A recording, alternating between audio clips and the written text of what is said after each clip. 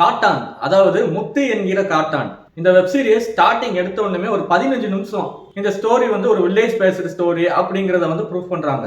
அந்த 15 நிமிஷம் கழிச்சு என்ன நடக்குதுன்னா, விஜய் சேதுபதியோட தலை ஒரு பாறை மேல இருக்கு. அந்த பாறைக்கு கீழே 2 லட்சம் ரூபாய் பணம் ஒரு மஞ்சப்பையில இருக்கு. அதோட ஒரு லெட்டர், அதாவது என்னோட இந்த தலையை கொண்டு போய் யாரு நல்லடக்கம் பண்றீங்களோ அவங்க இந்த 2 லட்சம் ரூபாயை வச்சுக்கலாம் அப்படின்னு விஜய் சேதுபதியை லெட்டர் எழுதி வச்சிருப்பாரு. சரி, தலை இருக்கு, உடம்பு எங்க? ஏடா அது ஸ்டார்டிங்கே ஹீரோ இறந்துட்டாரு, அதுவும் கொலை பண்ணிருக்காங்க. இவரா சூசைட் பண்ணி இறந்தாலும் பாடி எங்க? இல்ல மித்தவங்க கொண்டிருந்தாலும் லெட்டர்ல எதுக்கு அப்படி இருக்கு? இப்படி பல சிந்தனைகள்ல அந்த விஜய் சேதுபதியோட தலை சிரிச்ச மாதிரி வேற இருக்கு. இப்படி பல கற்பனைகளை நம்மளை வந்து தூண்ட வைக்குது. இப்போ போலீஸ் அவங்க இது என்னன்னு கண்டுபிடிக்கணும்ல. அந்த கிராமத்துல மூட போறதா இருந்த ஒரு போலீஸ் ஸ்டேஷன் இந்த தலை கிடைச்ச விஷயத்தினால அவங்களுக்கு ஒரு கேஸ் வந்து அந்த ஸ்டேஷன் வந்து மூடப்படல. இப்போ அவங்க என்ன பண்ணுவாங்க? ஒரு க்ளூ, ஒரு ஆதாரம் கூட இல்ல. சரின்னு விஜய் சேதுபதியை பத்தி அந்த தலையை மட்டும் போட்டோ எடுத்துட்டு அவங்க விசாரிச்சு கிளம்புறாங்க. யாருக்கும் ஒண்ணுமே தெரியல. அப்படி போற இடத்துல ஒரு டீ கடையில ஒரு பிளே பாய் தாத்தா, அந்த தாத்தா கிட்ட இவங்க விசாரிக்கிறாங்க. விசாரிக்கும் போதுதான் அவர் சொல்றாரு, இந்த மாதிரி நான் அவரை பார்த்திருக்கேன், ஒரு ஊர் திருவிழால பார்த்தேன், அங்க வந்து ஆட்டக்காரங்க கூட வந்திருந்தாரு அப்படின்னு சொல்லி தான் அந்த தாத்தாவோட பிளே பாய் கேரக்டரும் அந்த ஃபிளாஷ்பேக்ல டிராவல் ஆகுது. காமெடிக்கு காமெடி, ட்விஸ்ட் மேல ட்விஸ்ட், எதிர்பார்ப்புகள் ரொம்ப அதிகமாவே ஒவ்வொரு எபிசோடும் கொண்டு போய்கிட்டு இருக்காங்க. சரி, இப்ப அந்த தாத்தாட்ட விசாரிச்சதுல இவர் மதுரையில இருக்கக்கூடிய ஒரு ஆட்டக்காரங்க கூட சேர்ந்து வந்திருக்காரு அப்படின்னு ஒரு க்ளூ கிடைச்சிருச்சு. சரி, இப்ப அவங்கள போய் விசாரிச்சா இவர் வந்து யாருன்னு தெரிஞ்சிடும் அப்படின்னு கிளம்புறாங்க. அப்ப ஒரு ஹோட்டல்ல இன்னொரு தாத்தா, அவர்கிட்ட கேட்கும் போது அவரு என்ன சொல்றாருன்னா நல்ல விஷயம் தான் சொல்றாரு. ஒரு ஹோட்டலுக்கு இவர் வந்து சாப்பிட வந்தாரு, நான் வந்து சப்ளை பண்ணிக்கிட்டு இருந்தேன் அப்படின்னு அந்த பிளாஷ்பேக் போகுது. அதாவது அந்த ஹோட்டல்ல இருக்கிற ஓனர் வந்து அந்த தாத்தாவை ரொம்ப அடிமைத்தனம் பண்ணிக்கிட்டு இருப்பாரு. விஜய் சேதுபதி அதை பார்த்துட்டு சாப்பிட்டு முடிச்சுட்டு, இந்த ஹோட்டல் எவ்வளோ, என்ன ரேட்டுக்கு நீங்க போட்டீங்க இந்த கடையை அப்படின்னு விசாரிச்சு அதை விட 3 மடங்கு படத்தை அந்த ஓனர்கிட்ட கொடுத்து வெளியில பத்தி விடுறாரு. பத்தி விட்டுட்டு சப்ளையரா இருந்த தாத்தாவை அந்த கடைக்கு ஓனர் ஆக்குறாரு. இப்போ அந்த ஓனர் வந்து திரும்ப வந்தாலும் வருவான் அப்படின்னு ஒரு இது இருக்கும்ல. அங்கதான் விஜய் சேதுபதி என்ன பண்றாரு, நான் 7 கொலை பண்ணிருக்கேன் அப்படின்னு சொல்லி அந்த ஓனரை பத்தி விடுறாரு.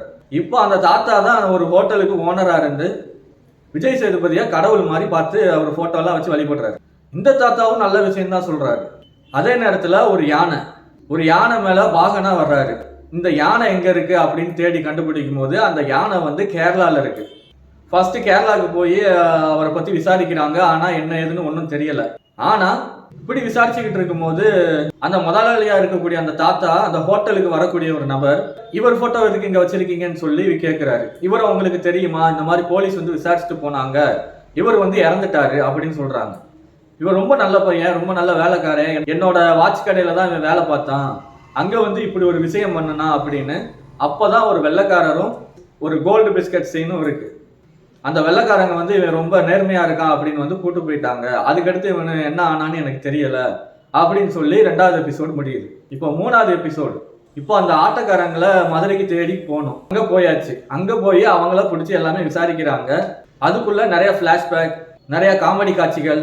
யார் இவரு, நல்லதுதான் பண்ணிருக்காரு, இவரை யாரு கொன்னது, என்ன நடந்துச்சு, பாடி எங்க, தலை மட்டும் தான் இருக்கு அப்படின்னு அடுத்தடுத்த எபிசோடு, அடுத்தடுத்த காட்சிகளுக்கு நம்ம வந்து ரொம்ப வெயிட்டிங்ல இருக்கிற மாதிரி ஒவ்வொரு எபிசோடையும் அருமையா பண்ணியிருக்காங்க.